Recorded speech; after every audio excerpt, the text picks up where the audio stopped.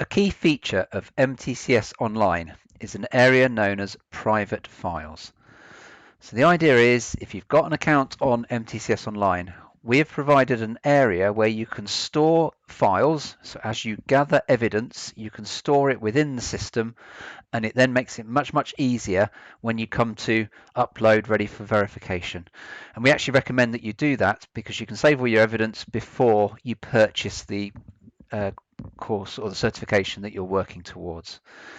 Now, to get to private files, you can either do it from the dashboard and then there's a big large button at the top, or you can do it from your avatar and there's a private files link, and it'll also appear on the right hand side in the blocks. So when you go into private files, you'll see any files that you have already saved, but we can add files to this, and there's different ways that we can do that. The first is to use this grey button that is for add, and what you can do is you can choose upload a file.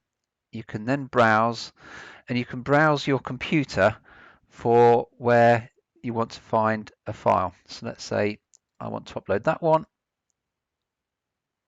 I can then upload it, and I have to remember to save changes, otherwise if I just leave the area it won't actually have uploaded it. So you save changes and it's there.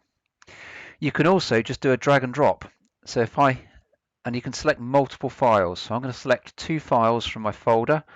I'm then just going to drag them over that box. You'll see that you get like a blue dotted line around the edge of the box. It uploads those 2 files.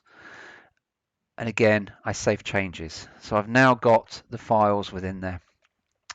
If you need to change the name of a file, you can just simply click on it and it will allow you to change the name. You can also delete it if you've uploaded the wrong file.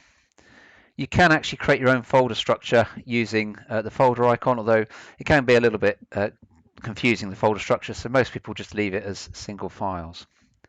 Now, the real beauty of the private files area is when you are finally ready to submit your evidence for verification, if you go into one of your items and you go upload evidence, one of the options you have is that grey button there. Rather than uploading the file from your computer, you can choose private files, and it will give you a list of the private files in your private files area. So you can just choose one, select this file, save changes, and then you continue with the procedure. So it's actually a very quick way of putting your work in for verification if you've collected them all in the private files area initially.